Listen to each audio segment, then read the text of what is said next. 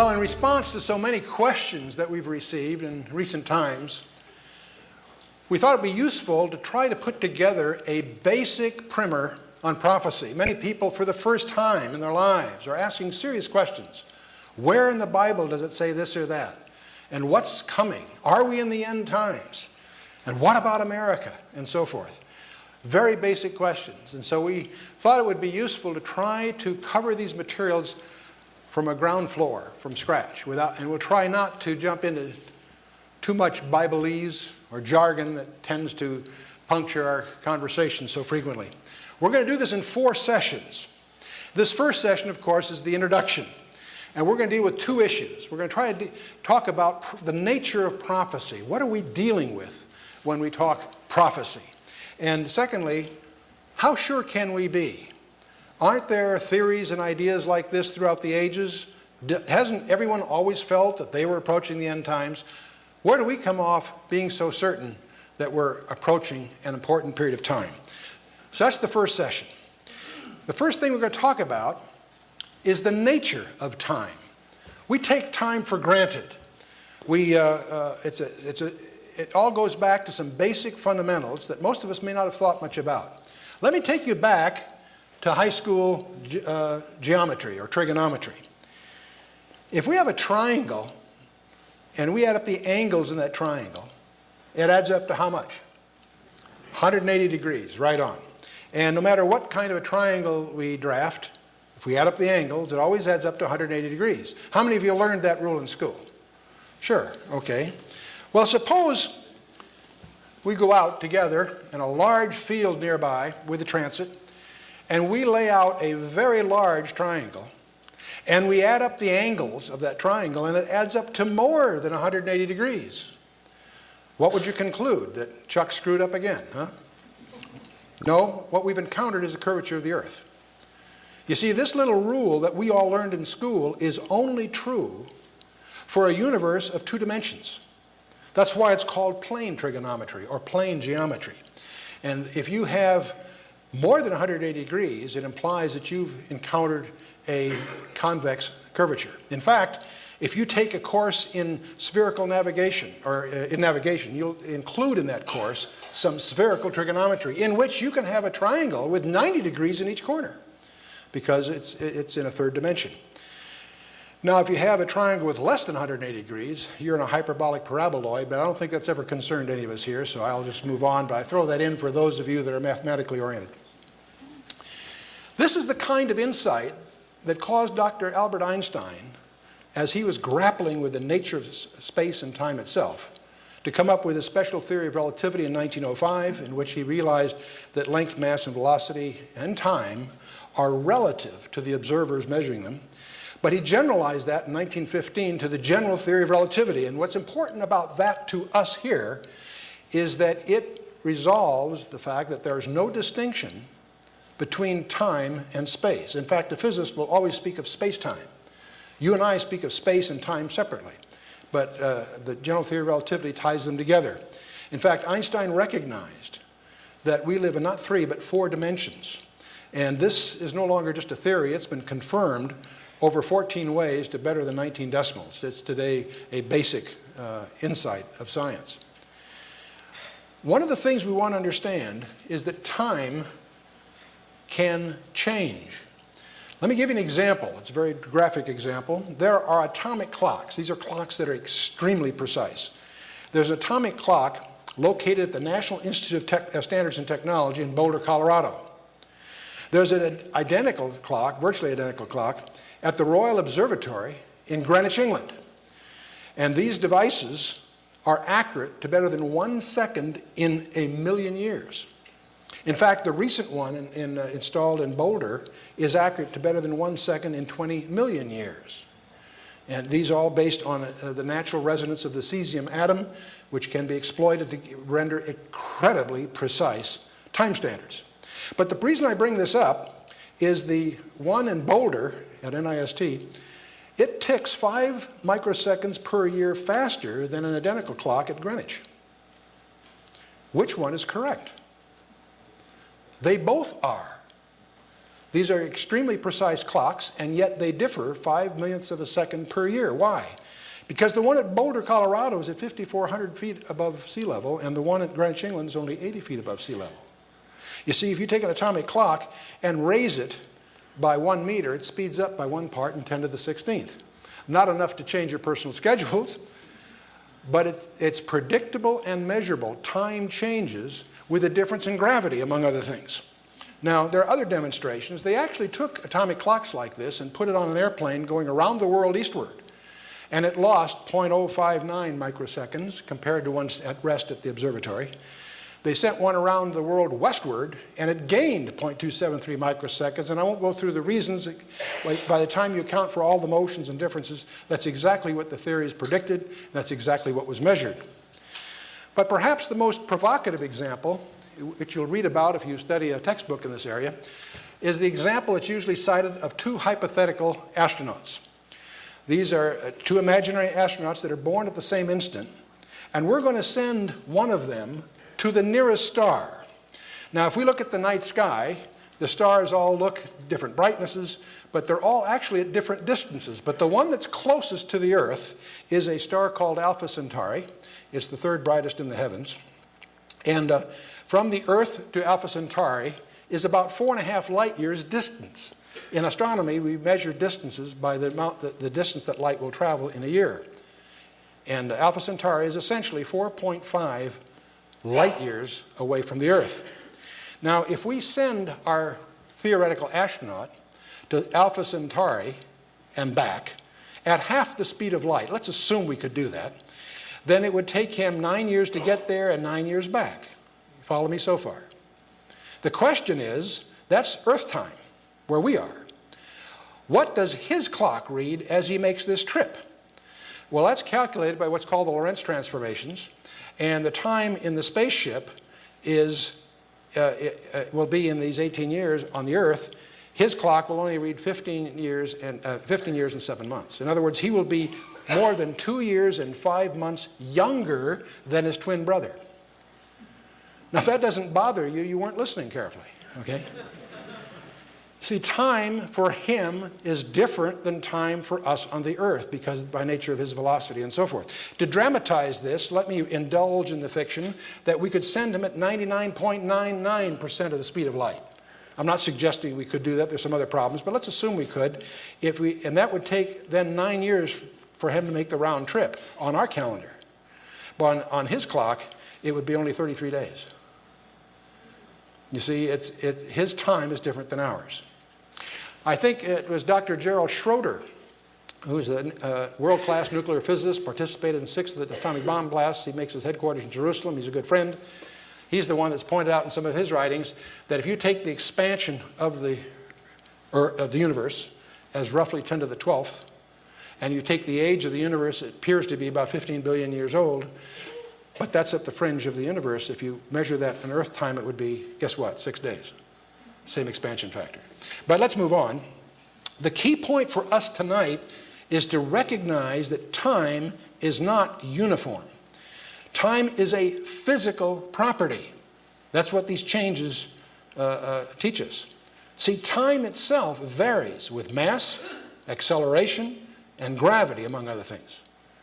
You and I exist in more than 3 dimensions. In fact, we actually, apparently, exist in about 10 dimensions. Now, back in 1854, in June of 1854, George Riemann gave the most important scientific lecture that's ever been given, where he introduced the concept of metric tensors. That provided the mathematics, which then 60 years later resulted in Einstein's general theory of relativity, because it was Riemann that provided the mathematics for it. And Einstein applied that, recognizing we have 4-dimensional space-time, more than 3 dimensions. That's what we call a hyperspace. A hyperspace is any space within more than 3 dimensions. And Einstein went to his death frustrated because he didn't have the insight to go another dimension. It took Kaluza and Klein back in 1953 to recognize by adding some more dimensions they could resolve light and supergravity issues.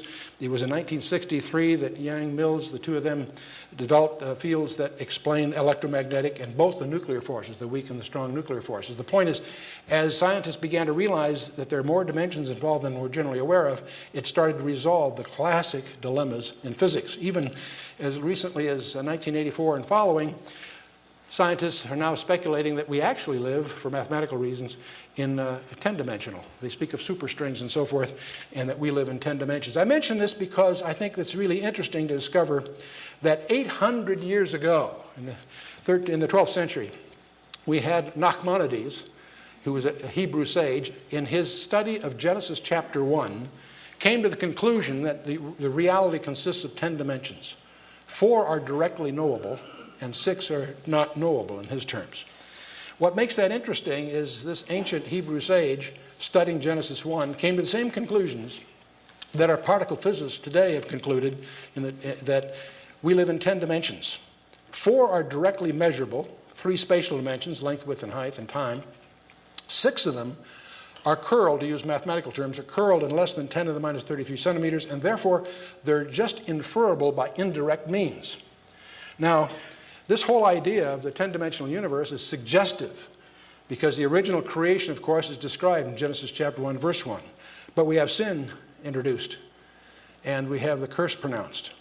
And some speculate that that's when the creation was fractured, that we are left with 4 dimensions we can directly sense, length, width, height, and time, 3 spatial dimensions and time, and 6 hyperdimensions. We call these 4 dimensions that we can sense the physical dimensions.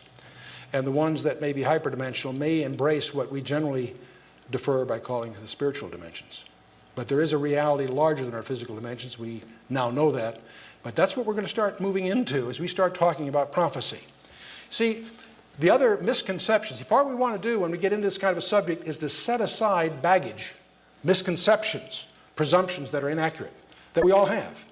Most of us assume that time is linear. We assume that tomorrow will be like yesterday, next week like last week, next month like last week. We think that time is linear, intrinsically. And when we were in school, the teacher put a line on the blackboard from left to right. The left end would be the beginning of something, the birth of a famous person or the founding of an empire or what have you. The right end of the line might be the end of that person or the empire, what have you. How many of you made timelines in school? Can I see a show of hands?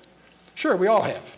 And so because of that, we jump to some conclusions. Incidentally, this dimension we call time is a strange dimension because we can only move in one direction.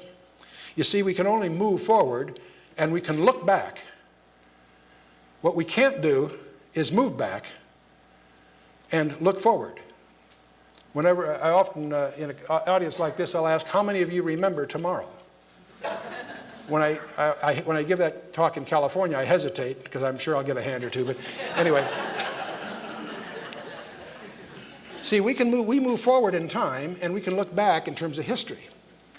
But we can't move back. It's a popular theme in fictional literature to go back in time. It's a very colorful instrument of writers.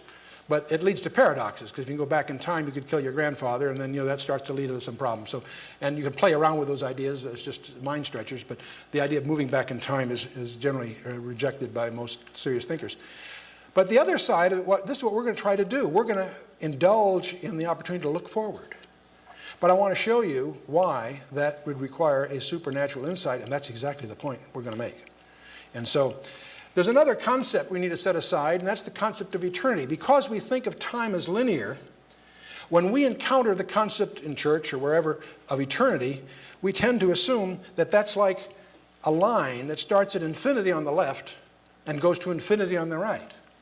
We tend to visualize God as someone who has lots of time. That's very poetic. It's very colorful. It shows up in our hymns, in Amazing Grace, what is the 4th stanza, when we've been there 10,000 years and so forth. We tend to imagine eternity as simply having lots of time. That's fine, but it happens to be, the idea that God is somebody that has lots of time is very poetic, but it's bad physics. What do I mean by that? Is God subject to the restrictions of mass? Hardly. Or acceleration? Or gravity? Of course not. God is not someone with lots of time. He is outside the restrictions of time itself. And this uniqueness of God is his personal imprint. It's like his signature. It's an attribute that he exploits to authenticate his messages. That's what Isaiah alludes to in Isaiah 57, verse 15. He says, "Thus saith the high and the lofty one that inhabiteth eternity." Now, since God has the technology to create us in the first place, he certainly has the means to get a message to us, obviously. The trick is, how does he authenticate his message? How does he let us know that the message is really from him and not some kind of contrivance or a fraud of some kind? Well, one of the ways he can do that is by relying on an attribute that's uniquely his to authenticate his message. That's what Isaiah talks about in Isaiah 46. He says, declaring the end from the beginning and from ancient times, the things that are not yet done. There are dozens of verses like the scripture, but they all point to the fact that God says, I alone know the end from the beginning. God is very jealous of that prerogative. That's why seeking a horoscope or trying to indulge in some occultic medium to learn the future is considered an offense against our Creator, because he preserves that prerogative for himself. Now, let's talk a little bit about the geometry of eternity. We've represented here as a line drawn on a blackboard. Let's take that line and put it in 3 dimensions. As we look back, we call that the past. We're in the present. Ahead of us is the future. For us, life is a sequence of events. There are events that have passed, they're behind us. There are events forthcoming that are ahead of us. For us, it's like a parade. It's very analogous in a sense, like someone sitting on the curb watching a parade come around the corner. For that person on the curb that's sitting there, we see the bands, the marching units, the floats, whatever, come one at a time and passes. Life is like a passing parade. But you see, for someone who is outside the plane of that existence, say inhabiting eternity, they're no longer restricted to that sequence of events. They can see the end from the beginning.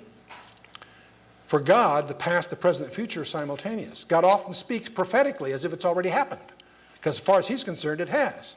He's outside our time domain.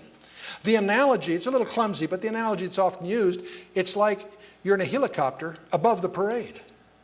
For you, outside the plane of that parade's existence, you can see the beginning and the end simultaneously. It's a crude example, but it's perhaps graphic. That's the analogy we're talking about. My favorite quote of Dr. Albert Einstein, it says, people like us who believe in physics know that the distinction between the past, the present, and the future is only a stubbornly persistent illusion. You see, this past, present, and future thing is the only thing we know because we're within the time dimension. Now, we've made some strategic discoveries, and our entire ministry is based on the uniqueness of these discoveries. The first point is this collection of books we call the Bible consists of 66 different books that were assembled over the better part of 2,000 years and penned by 40 some odd writers. So we have 66 books written over thousands of years by 40 different guys who didn't even know each other. And yet, as we examine these 66 books, we make some critical discoveries that we have in our possession an integrated message system.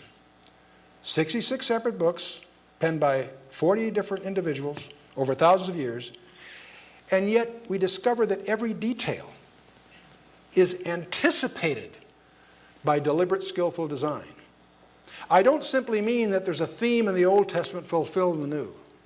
Much more than that. We discover that every detail, every number, every place name, even the structure hidden underneath the text evidences a master plan, a master design, a design that vastly goes beyond the knowledge of any of the contributors, because it anticipates things thousands of years in advance that they had no way of knowing. And that's the fingerprint of the real author, God himself. And this demonstrates that the origin of these 66 books came from outside our time domain. That's what we're dealing with when we talk about prophecy. It isn't just a curiosity, it's a demonstration that God is real, that he cares, and that he has chosen to reveal to us in advance what he's all about, what his plan is for the world and for you and I personally. It's all there. One integrated design. The New Testament is in the Old Testament concealed. And the Old Testament is in the New Testament revealed. The Old Testament closes with unfulfilled yearnings, unfulfilled prophecies, incompleted promises. And the New Testament completes it. It all ties it together. Jesus really gave us a guiding principle that's often overlooked. Jesus said, "Think not that I come to destroy the Torah or the law and the prophets. I come not to destroy, but to fulfill. For verily I say unto you, till heaven and earth pass, one jot or one tittle shall in no wise pass from the law till all be fulfilled." Now that jot and tittle phrase may sound strange to our ears because it's a Hebrew term. A jot is one of the 22 Hebrew letters that you and I would mistake for an apostrophe. It's the smallest little letter. It's almost like a little spot on the paper, a jot. A tittle is the little decorative hook on some of the letters. Now realize what Jesus is saying. He says that not one jot or one tittle shall pass till all be fulfilled. That's sort of like you and I saying, like the crossing of the T or the dotting of an I. This is Jesus himself underscoring that we are to take the Word of God seriously. And this is important for us to understand because many of these prophecies will slip away from us unless we look at what they say and realize God means what he says and says what he means. In the 40 years that I've studied the Bible and done tapes and lessons around in various places, I've taught it for probably 30 years, there are many times I go back in my notes or my old tapes and I realize some of my positions had to be changed. But they've always been changed in the direction of taking it more literally. Every place I've gone back and realized that I didn't really fully appreciate a certain passage properly. It's because even as literally as I was trying to take it, I didn't take it literally enough. So not that that's correct, I'm just telling you where my bias is coming from as we go. Recognize we're going to take the Word of God very seriously. Now the prophetic scriptures, by at least one reckoning, have over 8,000 predictive verses. According to J. Sidlow Baxter, 8,362 predictive verses containing 1,817 predictions on over 700 different matters. That's from J. Barton Payne's Encyclopedia of Biblical Prophecy. Different scholars might categorize them slightly differently. This is just one perspective, and obviously we're going to go through these 8,362 predictive verses in a session. No, relax, I'm kidding, of course. I'm being facetious. No, what we're really going to try to do is take the broad sweep and try to understand what they say collectively. And the first thing we want to do as we go here, as we start going down this path, is we want to measure as we go our confidence. One of the questions that we decided to set out right up front before we get into some of the other issues is how sure can we be that this really is the Word of God? And saying the same thing another way, how sure can we be that Jesus Christ really was who he said he was? Or I should say is who he said he is, be more precise. How sure can we be? Now, as a springboard, we're going to take a look at Peter. Peter's second letter happens to allude that he was an eyewitness of some of the most fantastic events in the gospel period. In 2 Peter chapter 1, verse 16, Peter says, "We have not followed cunningly devised fables when we made known unto you the power and coming of our Lord Jesus Christ, but were eyewitnesses of his majesty." All Peter's saying here, we're telling you what we saw. We were eyewitnesses. A few verses later, he says, in verse 19, he says, "We have also a more sure word of prophecy, whereunto you do well that you take heed, as unto a light that shineth in a dark place, until the day dawn and the day star arise in your hearts." I want to look at this strange phrase that Peter uses. Peter was an eyewitness. He was making a specific allusion to the transfiguration, when they were up there and they saw Jesus glorified. He was an eyewitness. You say, what could be more certain than that? Peter himself says he has something even more certain than that. More certain than being an eyewitness present at that time. And that's what he calls the more sure word of prophecy. What is he talking about? We're going to first take a look at prophecy, not in the sense of, gee, what's going to happen next week or next month or next year. Let's take a look at prophecies that were spelled out and came true to prove to us that God really is who he said he is. William Thompson, who later was known as Lord Kelvin, one of the great men of science, is famous for pointing out that until we measure a thing, we really know very little about it. It's one thing to point out to a little verse here and notice how it's fulfilled there and so forth. That's fine. But let's see if we can do that in a way that's a little more quantitative, a little more systematic. And the Old Testament, what the Jews would call the Tanakh, we're going to talk about prophecies in the Old Testament. Because there's a fact about the Old Testament you can verify for yourself with any competent encyclopedia. The Hebrew scriptures that we call the Old Testament, the Tanakh to the Jew, were translated into Greek by 270 BC. It started about 285 BC when Ptolemy Philadelphus II funded 70 scholars to translate the Hebrew scriptures into Greek. Why is that so important? Because it's a matter of history. We have copies of that work product, and they were around 3 centuries before the gospel period. That's a matter of secular record. So for the moment, we can set aside who wrote what book. Did Daniel really write Daniel? All of that. It was in black and white, in tangible form, 3 centuries before Jesus was preaching and so forth. Now, these scriptures contain over 300 prophecies detailing the coming Messiah. Over 300 prophecies that were fulfilled back in the 1st century AD. So what we're going to do is, by the way, let me give you some samples of these.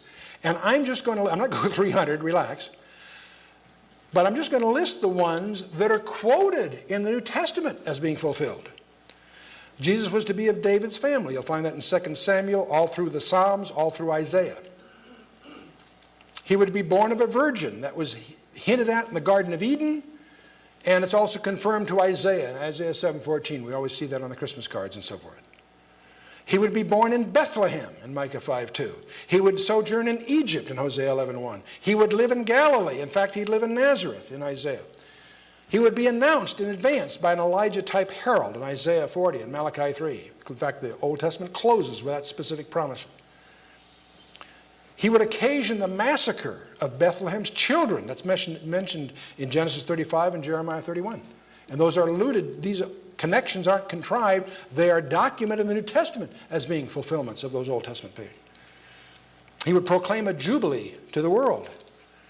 His mission would include the Gentiles. Yes, that's all through the Old Testament. His ministry would be one of healing, Isaiah emphasizes. He would teach through the use of parables for a number of reasons. He would be disbelieved and rejected by the religious rulers of that period. He would make a triumphal entry into Jerusalem. He'd be betrayed for 30 pieces of silver. And he would be smitten like a shepherd, as his sheep would be scattered. He would be given vinegar and gall. They would cast lots for his garments. His side would be pierced. Not a bone would be broken. That was specified in the requirements for the Passover in Exodus 12 and in Numbers 9, and also is declared specifically messianically in Psalm 34. He would die among criminals. His dying words were foretold. He would be buried by a rich man. He would rise from the dead on the 3rd day. That's in Genesis, in the Psalms, in Jonah, Hosea, and elsewhere. And his resurrection would be followed by the destruction of Jerusalem. Now, I said these Hebrew scriptures were translated into Greek 270 BC. They contain over 300 prophecies. We're going to go look at all 300 of them, right? No, relax. What we are going to do, we're going to pick the 8 simplest ones I could find. Just 8 of them. But we're going to try to quantize them as they go. We're going to look at 8 of them. The first one is probably familiar to most of our ears. It's in Micah 5:2. You remember when the Magi came to Herod? Where is he that's going to be born King of the Jews? And he had his scholars check. They dug up Micah 5:2, and they quote this verse as being prophetic of the Messiah. It says, "But thou, Bethlehem Ephrathah, though thou be little among the thousands of Judah, yet out of thee shall he come forth unto me, that is to be ruler in Israel, whose goings forth have been from old, from everlasting." We could spend the evening on this verse. There's so many things hidden away in this verse that's amazing. Not just that he was born in Bethlehem, but that he pre-existed from eternity past, and much more. But the point is, all we want to extract here is the fact that the Messiah be born in Bethlehem. Now I want you to stop and think about it. What's the probability of somebody being born in Bethlehem over the last 2,000 years? How can we approach that? Well, we can take a look at the world, and we can start zeroing in on that Middle East, Israel, Jerusalem. As we move into Jerusalem, we finally go south of Jerusalem. There's a place called Bethlehem, and this little town has a population of less than 7,000, pretty much unchanged through history. So what's the probability that somebody you ever might meet in the last 2,000 years was born in Bethlehem? Well, if we assume, we're going to use just round numbers and stay conservative. Let's assume that the population of Bethlehem is less than 10,000. That's a safe assumption. Let's assume that the average population at any point in time over the last 2,000 years is something in the nature of a billion people. So the probability of someone picked at random is roughly the ratio of 10,000 to 1 billion. And the way you can deal with round numbers, the scientists and engineers typically just round them off in powers of 10. So we have 10 to the 4th divided by 10 to the 9th, or putting it another way, there's one chance in 10 to the 5th, or one chance in 100,000 of meeting someone born in Bethlehem. How many of you have ever met someone born in Bethlehem? I see. We've got 1, 2, good for you. Have you visited there? Since then, you've been. That's unusual, okay. All I know is that you probably met more than 100,000 people in that sample, okay, total number. But let's take a second one. This is a change of subject now, but it's another famous prophecy in Zechariah 9, verse 9, where the prophet says, "Rejoice greatly, O daughter of Zion. Shout, O daughter of Jerusalem. Behold, thy king cometh unto thee. He is just and having salvation, lowly, riding upon an ass, and upon a colt, the foal of an ass." Zechariah 9:9, a famous verse because Jesus deliberately fulfills this in the triumphal entry, and we'll be looking at that later. But the point is, how many people throughout history have presented themselves as a king to Jerusalem riding a donkey? Well, I have no idea, but if I said less than 1 in 100, am I being generous? I think so. Okay, so I'm going to use that as my plug figure. I'm going to suggest to you someone presenting himself as a king riding a donkey, there's less than 1 in 100, all right? Now, let's go to the third one. There's another cute little phrase in Zechariah 11 where God says through Zechariah, "I said unto them, if you think good, give me my price, and if not, forbear." So they weighed for my price 30 pieces of silver. Okay, and obviously most of you are aware of the fact that's the precise value that Jesus was betrayed for. Question, how many people throughout history have been betrayed for that precise figure, 30 pieces of silver? Well, I don't happen to know any, but if I say less than 1 in 1,000, are we together? If I look at all the ransom issues or places people have been betrayed and somehow lump them together, I'm going to suggest there's less than 1 in 1,000 that had that specific price. Are we together? That make sense? I'm being conservative, I think. Okay. The next verse adds some additional details, so I'm going to treat it separately. "The Lord said unto me, cast it to the potter, a goodly price that I was prized out of them. I took the 30 pieces of silver and cast them to the potter in the house of the Lord." This strange little verse here. And as you read that in the Old Testament, it might not come home. When you get to the New Testament, we'll refresh your memory of what happened after Judas betrayed Jesus. "Then Judas, which betrayed him, when he saw that he was condemned, repented himself, brought again the 30 pieces of silver to the chief priests and elders, saying, I have sinned in that I have betrayed innocent blood." That's a remarkable statement because we know that by then Satan had entered Judas. So by Satan's own words, we declare Jesus' innocence. I think that's kind of a provocative thing, but let's go on. And the chief priest said, "What's that to us? You see to that." In other words, a deal's a deal. It's a done deal as far as they're concerned. So he cast down the 30 pieces of silver in the temple, departed, and went out and hanged himself. This is all out of Matthew 27. So these 30 pieces of silver, where are they now? They're laying on the temple floor, right? Well, the chief priests took the silver pieces and said, "It is not lawful to put them into the treasury because it is the price of blood." There was a rule against that. It was unlawful for the priests to put in the treasury blood money. But you have to remember the chief priests had good CPAs, okay? And they took counsel and bought with them the potter's field to bury strangers in. In other words, what's lurking behind this is they couldn't take the cash and put it in the treasury. That was against the rules. But what they could do, they decided, was to use the cash to prepay some expenses. The temple was liable. If a stranger died in the precincts, they were liable to take care of the funeral and the arrangements. That was an expense of the temple. They had to find someplace to bury him. Well, there happened to be a potter's field that was a bargain deal right now, so they took the cash, bought the potter's field so they had a field where they could bury strangers in.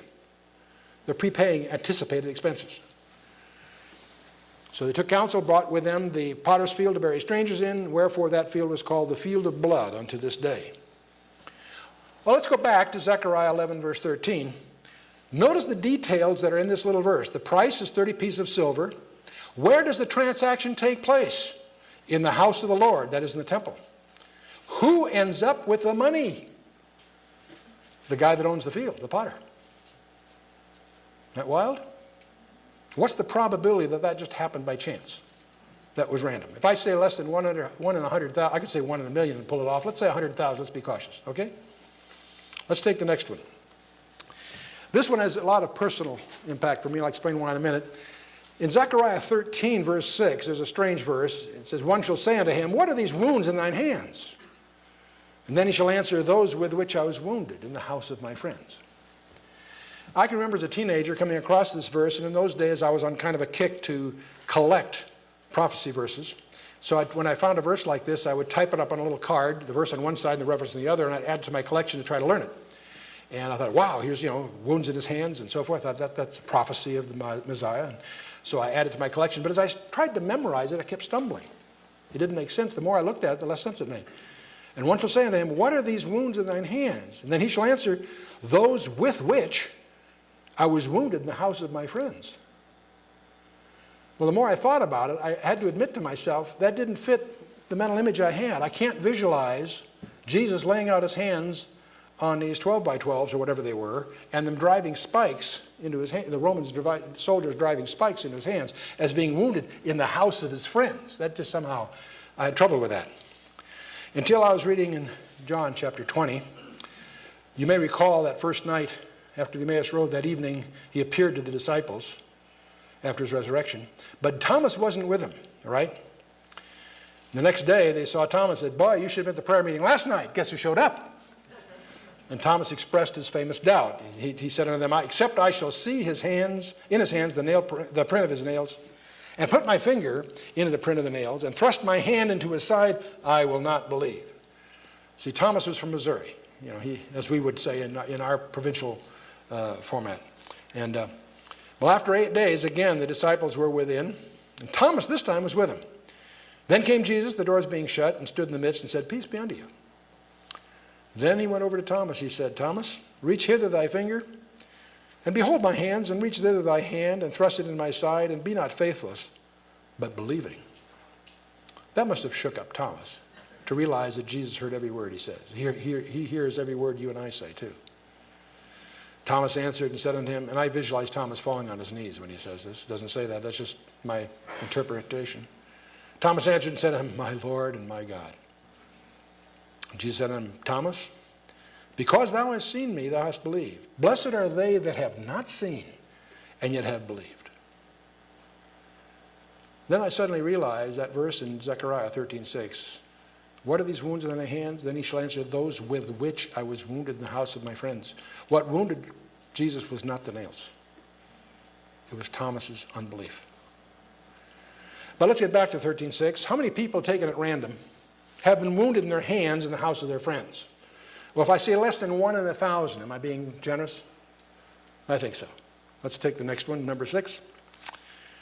We have to always pick at least one or a couple from Isaiah 53. God says through Isaiah, he was oppressed and he was afflicted, yet he opened not his mouth. He is brought as a lamb to the slaughter, and a sheep before her shearers is dumb, so he opened not his mouth. And of course, can't help but remark when we see Jesus in those 6 trials that occurred that night, 3 Jewish and 3 Roman trials. He made no defense. How many prisoners accused of a capital crime, in other words, death penalty, make no defense even though they're innocent? I suspect if you scan the records, you could probably find somewhere someone who was innocent that went to an execution without making defense. There probably have been, maybe, some. But if I say there's less than 1 in 1,000, are we together? I think I'm being generous. Okay. Let's take another one from Isaiah. A few verses later, Isaiah says, he made his grave with the wicked and with the rich in his death, because he had done no violence, neither was any deceit in his mouth. Strange apparent contradiction. His grave is with the wicked, and yet he's with the rich in his death. So the way I usually ask is, how many people have died among the wicked, and yet were buried with the rich that were not attorneys? And of course, I'm being flippant here. Seriously, how many people have died among the wicked and buried with the rich? Again, if I say less than 1 in 1,000, am I being generous? I think that the intrinsic paradox could be reflected in a higher number, but let's go on. Let's take just one more, and I'll reach. We can't go through this without going to Psalm 22. Reads as if it was dictated first person singular as Jesus hung on the cross, even though it was written 800 years earlier. But one of the phrases there we'll pick up on, it says, for the dogs have compassed me, and the assembly of the wicked have enclosed me. They pierced my hands and my feet. Now what makes this remarkable, this was penned by David 700 years before crucifixion was invented. Remember that in Israel, the form of capital punishment was stoning. When they killed somebody for a crime or whatever, they stoned them. That was the official form of punishment. But here we have, in 700 years, crucifixion was invented by the Persians, about 90 BC. It was adopted heavily by the Romans, of course, and so on. But it was invented by the Persians. But here, this was penned 700 years before the fact, and yet the whole psalm graphically portrays.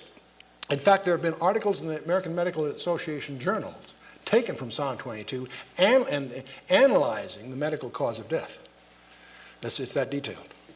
But let's get back to this. How many people taken at random have died by having their hands and feet pierced? A lot of people probably have, but if I say less than 1 in 10,000, I think I'm being generous. Because there's so many people killed by so many other methods, I think I'm being generous. 1 in 10,000 being killed by a crucifixion-like method, I think that's fair. Okay, what I've done, I've dragged you through 8 of these. Born in Bethlehem, riding a donkey, presenting himself king on a donkey for 30 pieces of silver. The transaction occurs in the temple, ends up with a potter and all that. There were wounds in his hands, his no defense, though innocent. Died with the wicked, made his grave with the rich, crucified. Okay, we have these estimates, obviously just loose estimates, but we think cautious estimates. The question now is, what is the probability, given, let's assume for discussion purposes, these probabilities are conservative. In other words, the events are actually even more rare than this, but that's fine. What's the probability that a particular person fulfilled all 8 of these? Well, to do this properly, we have to have a feeling for what's called composite probabilities. So indulge me a little bit further. Let's assume I have a room here of 100 people. And let's assume that 60% of the people in this room are male, and 40% of the people in this room are female. Okay, and let's assume there's 100 of you. What's the probability that if I was blindfolded and I somehow picked one of you at random, that I pick a female? Well, it's pretty obvious. If I have 100 people, I've got 40 females, 60 males, and if they're uniformly mixed up and I touch one, the probability is 40% that I got a female. Are you with me so far? Does that make sense? Okay. Now let me take a different characteristic. Let's assume that I have in this population 60% of you are right-handed and 40% of you are left-handed. And let's also, for the purpose of the discussion, let's assume that those attributes are uniformly distributed. There isn't a tendency for men or women to be one or the other. Let's assume for this discussion that their attributes uniformly distributed. So what's the probability if I blindfolded, touched one of you, got somebody that was left-handed? Again, it would be what, 40%? 40 of you are left-handed, 60 of you are right-handed. If you're mixed up uniformly, I touch one of you, there's a 40% chance. Okay, and the reason I'm building this, what I want to get to now is, what's the probability of my touching somebody at random that's a left-handed female? Assuming I'm blindfolded and everybody's uniformly mixed up, whatever. Well, I take the one distribution, which is 40% left-handers. I take the other distribution, which is 40% females, and I put those two distributions together, and what I get, of course, the probability of left-handed female is 40% times 40%, which is 16%. 0.4 times 0.4 is 0.16. In other words, the way I get the composite estimate is to multiply the probability distributions. That's all I'm trying to point out. Now, those of you that are sophisticated in advanced statistics say you should apply Bayes' theorem, which makes it just a little more rare. I'm going to spare you all that. This will be good enough for our purposes, trust me. Okay, the probability is technically even a little smaller, but let's go on. Well, now I have these 8 prophecies, born in Bethlehem, king of donkey, etc., these 8 prophecies. Since I've used powers of 10, it's easy to multiply them because all I have to do is count the zeros.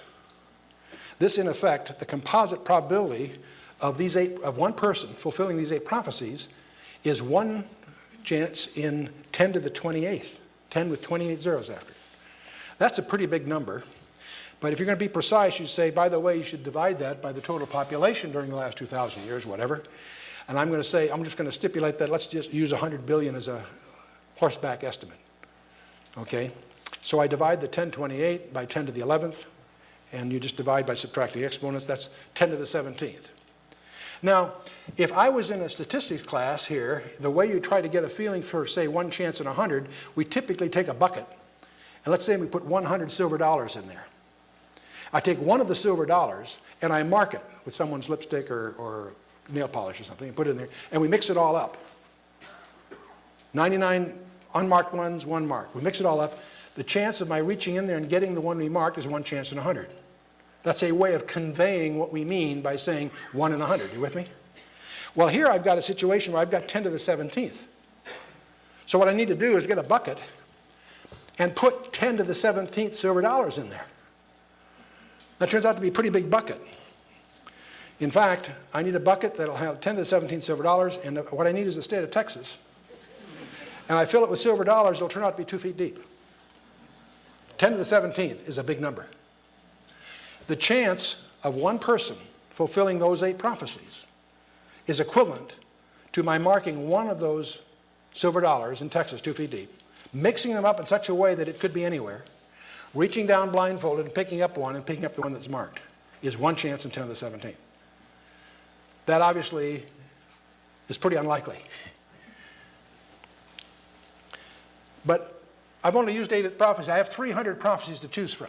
So bear with me one more time. I have 300 to choose from. I've only used 8 so far. I'm going to pick another 8. Now, if I literally did that, if I went through my list and picked another 8, it would be hard for me to find any that are as likely as the ones I've used. In other words, the more I reach in the list, the more technical they become, the more specific they become, therefore the more rare they are, okay? But for this discussion, let's assume that the next 8 are no less likely than the first 8 I've used. That's a fiction, but it's against us, so to speak. You with me? They actually would be more rare, but that's okay. So, assuming there's no decrease in likelihoods, I have 10 to the 28th times 10 to the 28th, that's 10 to the 56th, but I've got to divide by the population again, 10 to the 11th. So now I have 10 to the 45th that I need to deal with. Okay, now I need a bucket that's going to carry 10 to the 45th, 10 with 45 zeros after it. That's a lot of silver dollars. You want to know how many silver dollars that really is? Well, it's 10 to the 45th silver dollars. If I take the earth and build a ball of silver dollars, that's 30 times the distance from the earth to the sun, I will have 10 to the 45th silver dollars. Okay?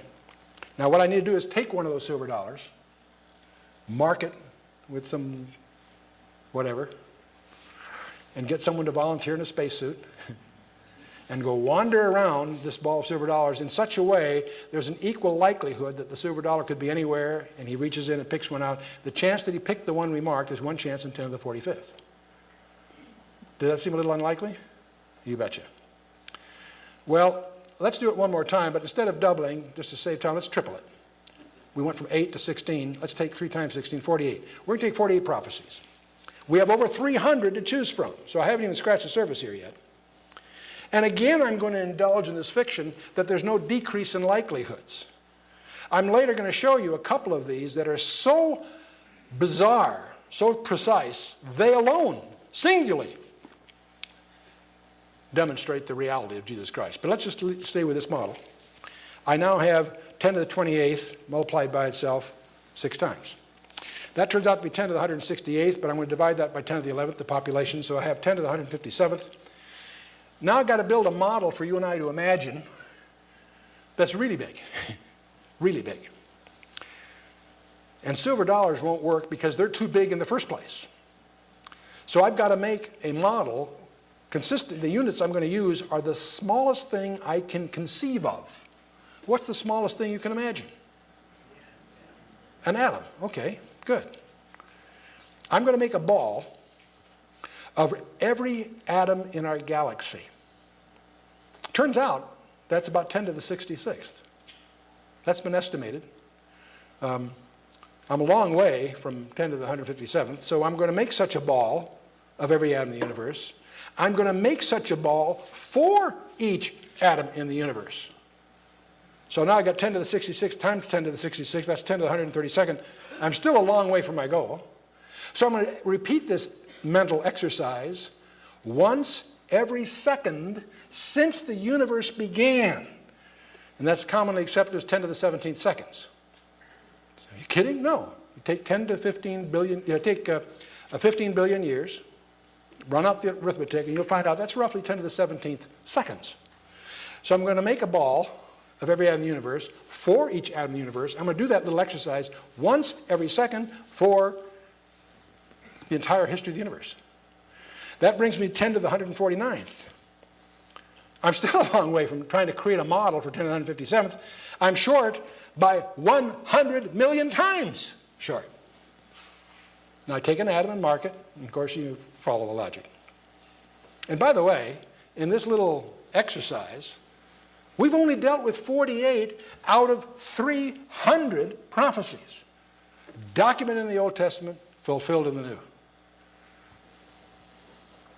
This is, of course, an excerpt from Hour 13 of Learning the Bible in 24 hours. For those of you that have done that or are going into it, you'll recognize this being repeated in there. And in going through this list, by the way, I have not touched on the most amazing ones. The genealogy of Jesus Christ. We'll take a look at that next time, briefly. It contains some surprises that I think most people who read their Bible haven't discovered yet. We'll show you a few of those things. And we'll also explore a specific prediction. The angel Gabriel told Daniel 5 centuries in advance the exact day that their Messiah would ride that donkey into Jerusalem. And it's all in the Old Testament. We'll look at that. That one alone totally blows any attempt to mathematically predict its likelihood. We'll touch a little bit on the Midrashic prophecies before we're through. Because you see, this idea that prophecy is prediction and fulfillment, that's a Western model. The Apostle Paul was from the school of Gamaliel, who was taught by Hillel and what they call the Midrash, that prophecy is pattern, not just prediction. And when we begin to understand the Bible in terms of its patterns, we get insights that are absolutely breathtaking, that apply to us in our present day. We'll talk about that before the series is over. Well, what's our agenda? We've gone through this here a little bit. This first session has been an introduction. We've talked about the nature of time. That time itself is a physical property that only God himself can transcend.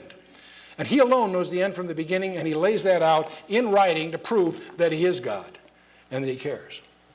We've also indulged in some speculations that have been borrowed heavily from the famous writings of Peter Stoner many years ago, this little model of the probabilities of the 8 prophecies. It's not original, it's something we've adapted from some famous work that's been done. But it gives us at least a grasp that the conjunction of these prophecies in a particular person go beyond any ability to attribute it to coincidence or chance or even contrivance. So that's the first session we've completed. Now, in our next session, we're going to talk about prophecy past. We'll look at other proofs of history.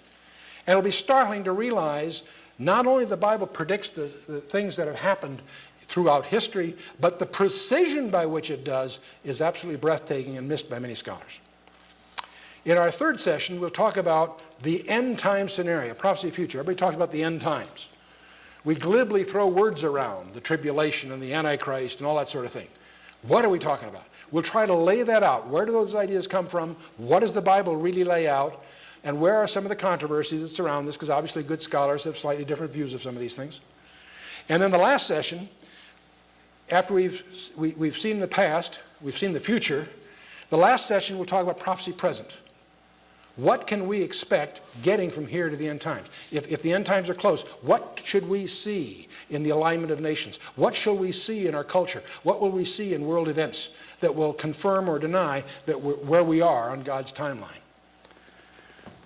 God has promised through Amos that God will do nothing but that which he has revealed through his servants, the prophets. It's all there if we have the diligence to look for it. Many will ask, okay, Chuck, what do I do next? One of the things that we offer is a product called Learn the Bible in 24 Hours. 24 one-hour sessions accompanied with 1,500 computer-animated diagrams. That'll take you from Genesis to Revelation, and you'll emerge from that with a strategic grasp of the whole Bible with an emphasis on its integrity as a whole. And you'll be able to navigate on any subject anywhere in the Scripture. And if you survive that ordeal, then we also encourage you to take the Bible book by book. You pick the book. It almost doesn't matter where you want to start. And take an expositional commentary and go through that particular book verse by verse with a competent commentary. And of course we offer them on audio tapes, also on CD-ROMs and MP3 and so on. Another way to go is topical briefings. We publish what we call briefing packages, 2 tapes plus notes on various topics. There's over 80 titles in the list, some of them on scientific issues, archaeological issues, doctrinal issues, whatever. But there are other resources that, incidentally, are very, very inexpensive. We publish a monthly news journal called Personal Update. And your first year is free if you want to sign up, and it's our hope that after a year you'll get addicted to it. But we also have an internet site. It's one of the oldest, largest sites on the internet, www.khouse.org. Our ministry is called Koinonia House, but no one can pronounce it, let alone spell it. Everyone calls us K-House. So our phone number is 1-800-KHOUSE-1. The website is www.khouse.org. On this website, in addition to a whole archive of messages and other things, we monitor 10 strategic trends every week. And we also publish a weekly newsletter that's free. When you get on our website, just give us your email address, and you'll get every week, early part of the week, you'll get a summary of what's happened this past week that's biblically relevant in world affairs, in the scientific world, wherever.